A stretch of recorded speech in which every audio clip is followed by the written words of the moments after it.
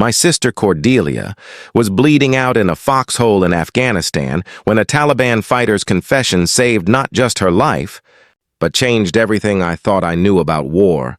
Faith and forgiveness. I'm David Chen, and for 3 years I served as an army chaplain in some of the most dangerous places on earth. I thought I understood what it meant to minister to soldiers facing death every day. I thought I knew how to bring hope into the darkness of war. But nothing prepared me for the moment when my own sister's life hung in the balance, and an enemy combatant became the instrument of God's mercy in ways I never could have imagined. Cordelia Chen Martinez wasn't supposed to be there.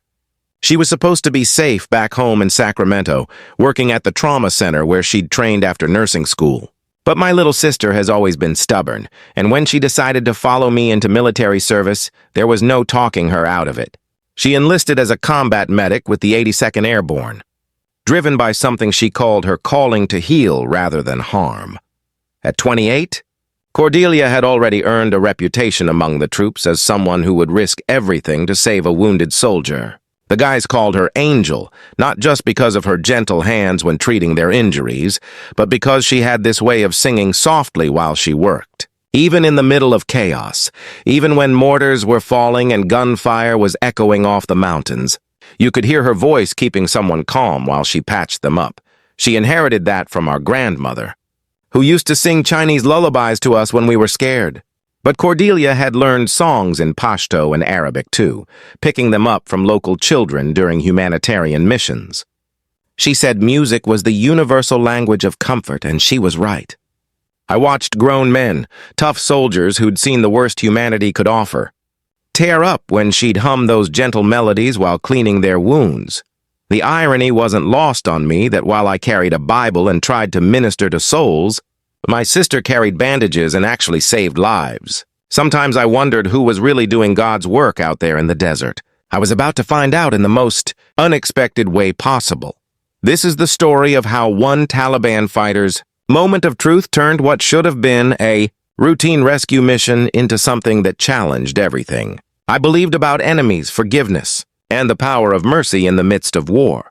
It's the story of how my sister's compassion came back to save her life when she needed it most, delivered by the last person anyone would have expected. What happened that day in Afghanistan didn't just change the course of a single battle. It changed the trajectory of hearts, minds, and souls on both sides of a conflict that seemed impossible to bridge. And it all started with a simple act of kindness that my sister probably forgot about 5 minutes after she performed it. But someone else remembered. Someone who would risk everything to repay a debt of mercy when it mattered most. Forward Operating Base. Shank sits like a concrete island in the middle of Afghanistan's Logar province, surrounded by mountains that seem to watch your every move. The base housed about 3,000 soldiers, contractors, and support staff, all trying to bring some semblance of order to a region that had known conflict for decades. I'd been stationed there for 8 months when Cordelia arrived with her medical unit, and I'll never forget the mix of pride and terror I felt watching her step off that transport helicopter. She looked so small against the backdrop of armored vehicles and concrete barriers, her medical bag slung over one shoulder, and that determined expression I'd known since we were kids plastered across her face. Even in full battle gear, she managed to look like she was ready to take on the world with nothing but gauze and good intentions. Our parents had been horrified when Cordelia announced she was enlisting. Mom called me crying from Sacramento, demanding I talk sense into her. "David, you're supposed to be the responsible one. You're the chaplain. Can't you stop her from throwing her life away?" But I knew better than to try. Cordelia had made up her mind the day she watched me deploy for my first tour. She told me later that she'd spent months feeling helpless, knowing her big brother was in danger and she couldn't do anything to help. Becoming a combat medic was her way of fighting back against the helplessness. "I can't carry a rifle and I can't preach sermons," she'd told me during our first conversation at the base, sitting in the dusty recreation tent with warm Coca-Cola and stale cookies. "But I can patch people up and make sure they get home to their families. That's got to count for something, right?" She'd always been like that even as a kid. When I scraped my knee falling off my bike, she'd insist on cleaning the wound herself, humming under her breath while she worked. When our grandfather was dying of cancer, She spent every afternoon after school sitting by his bed, holding his hand and singing the Chinese lullabies he'd taught us.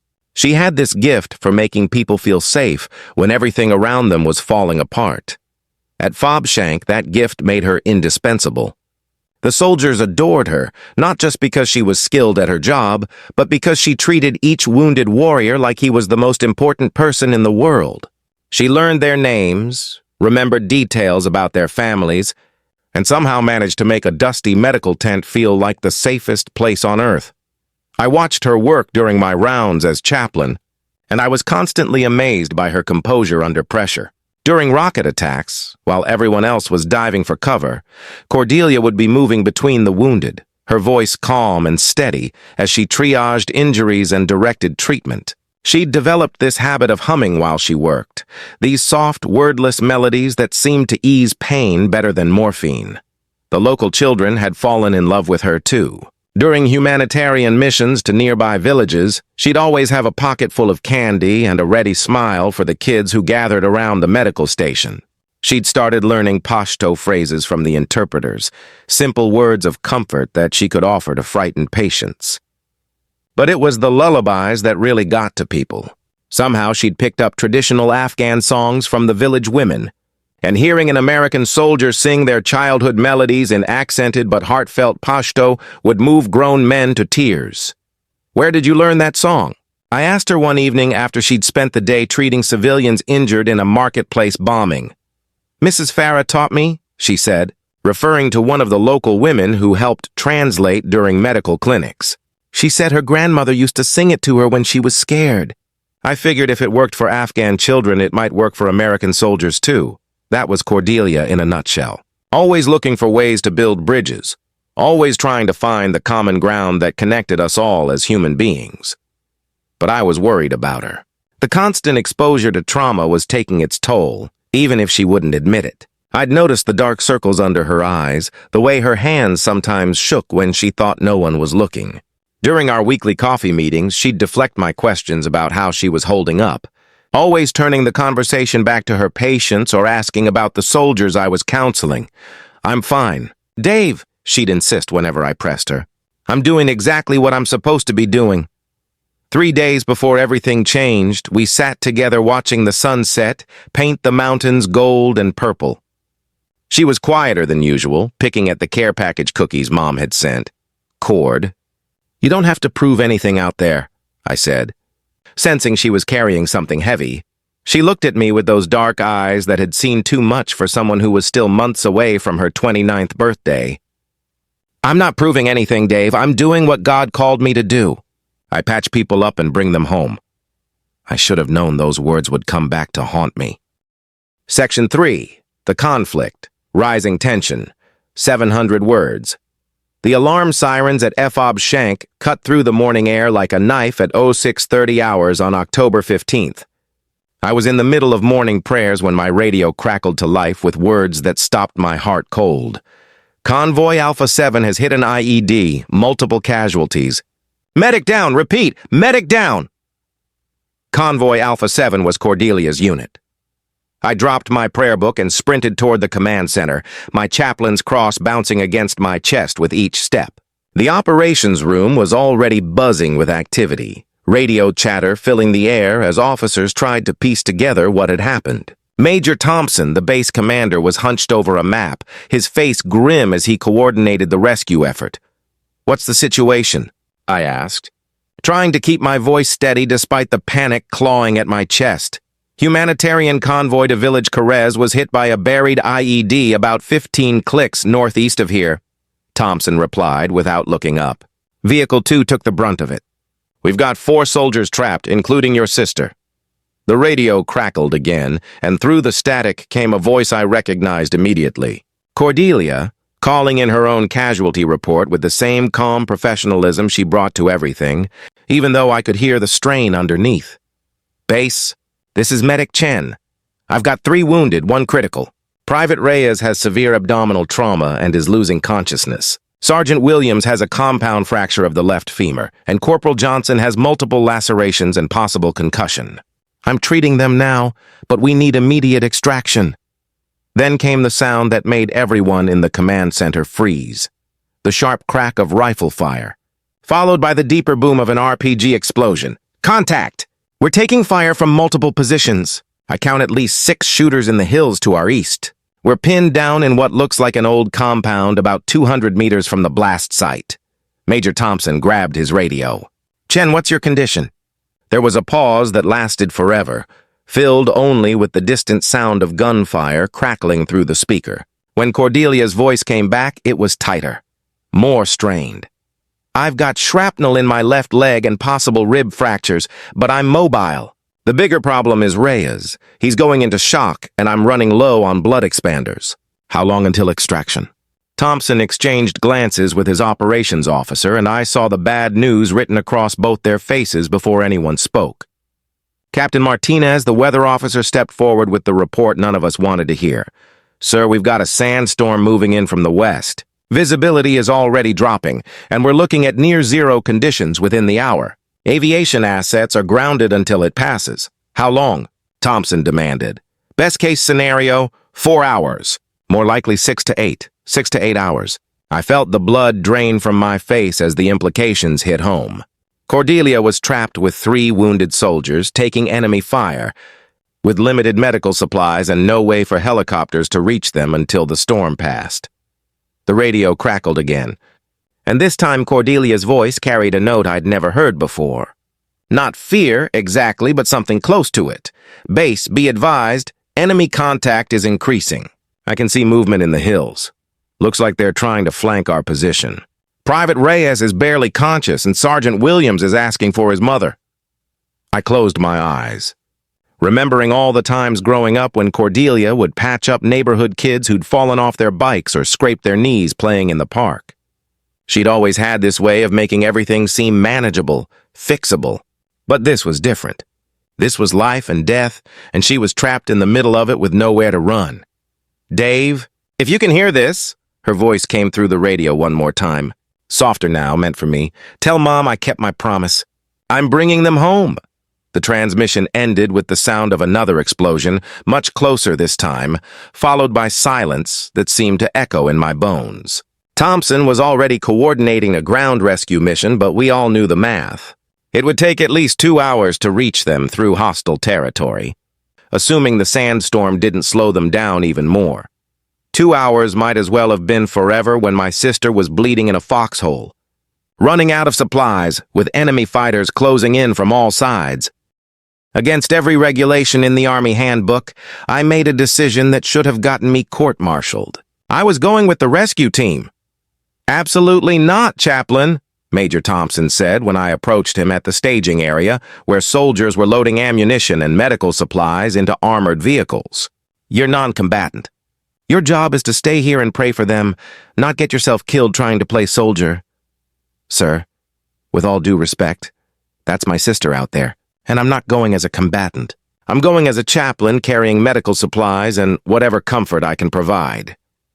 I held up the heavy medical bag I'd grabbed from the aid station. Cordelia's going to need more than what she has, and if Private Reyes doesn't make it, his family deserves to know a chaplain was there. Thompson stared at me for a long moment, probably calculating whether losing one chaplain was worth the potential benefit of having extra medical supplies on site. Finally, he nodded grimly.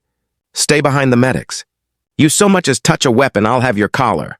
The rescue convoy consisted of 3 mine-resistant ambush-protected vehicles loaded with 12 soldiers, 2 combat medics, and enough firepower to level a small building. As we rolled out of the gate into the gathering dust storm, I clutched my grandfather's Arabic Bible and tried to ignore the voice in my head questioning whether I was about to get everyone killed for the sake of family sentiment. The landscape outside the armored windows looked like the surface of Mars, all red dust and jagged rocks under a sky that was rapidly turning the color of dried blood.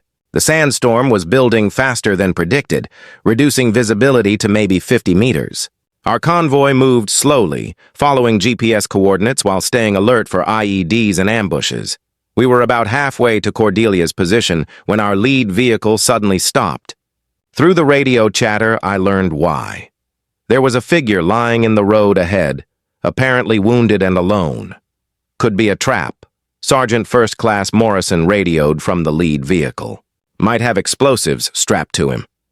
I watched through the armored glass as two soldiers approached the figure cautiously, weapons ready.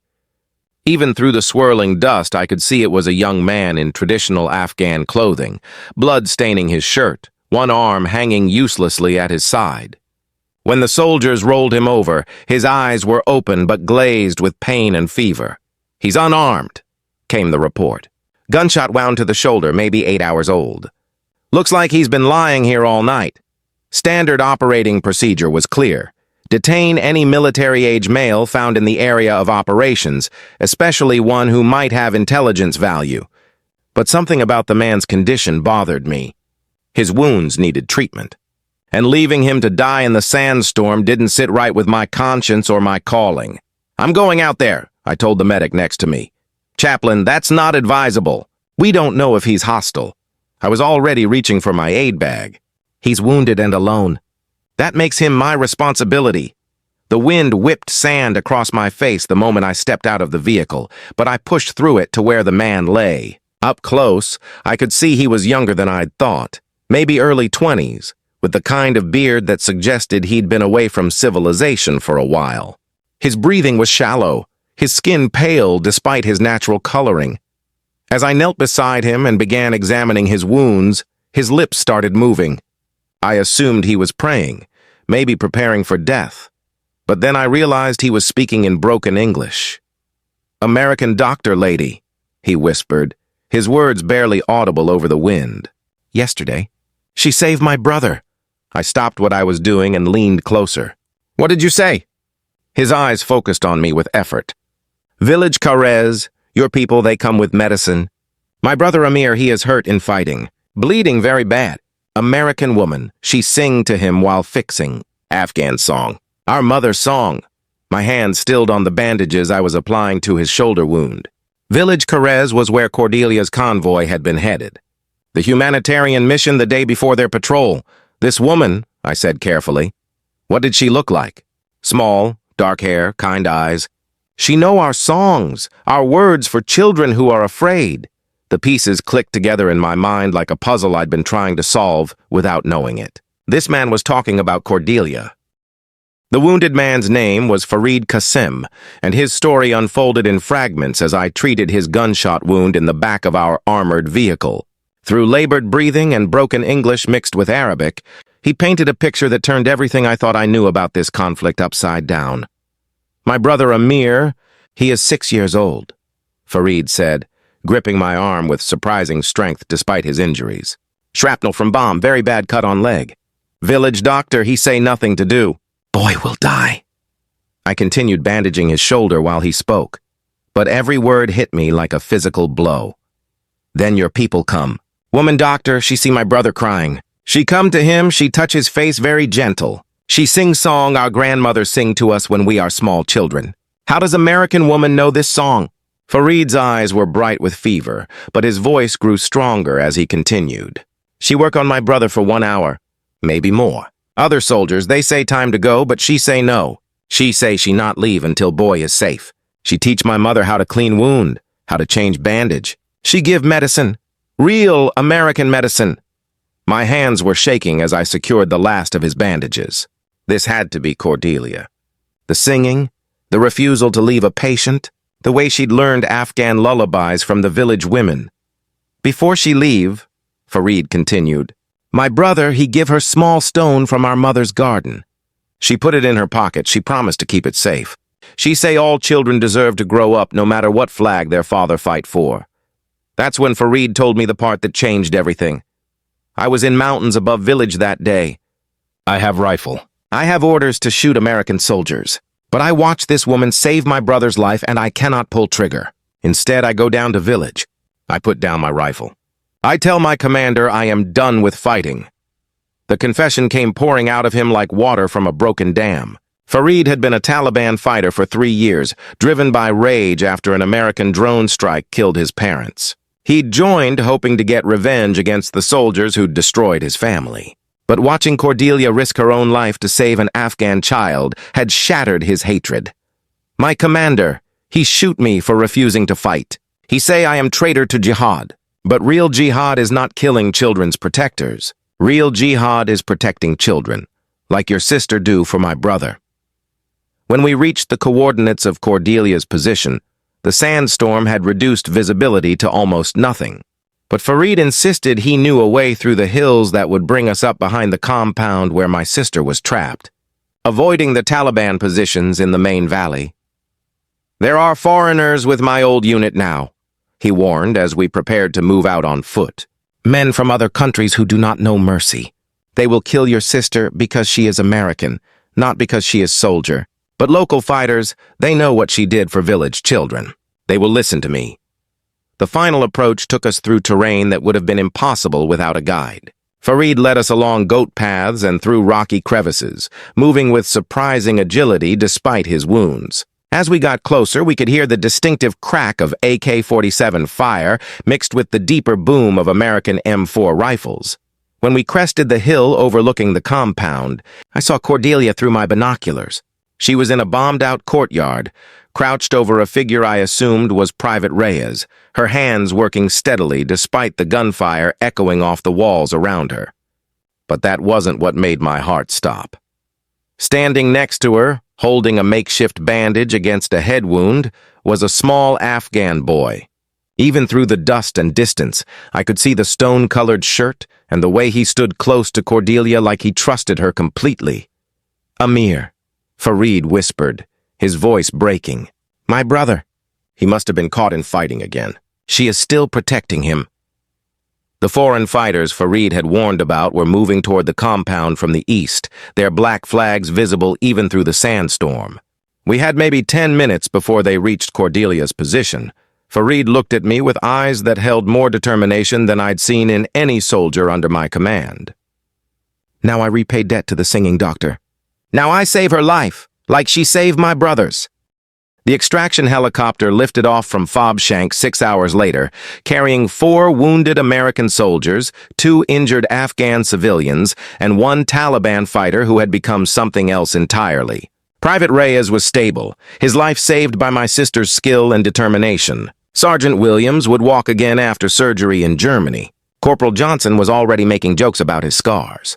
And Cordelia, despite 3 fractured ribs and 27 stitches in her left leg, was holding little Amir's hand as the medics worked on his head wound. But the real transformation had happened on the ground.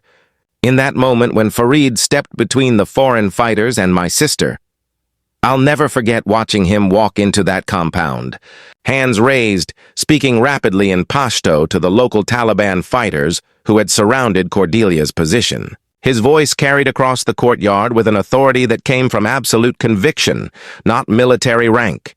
"This woman is protected by Allah," he had declared, loud enough for everyone to hear. "She saved the children of our village.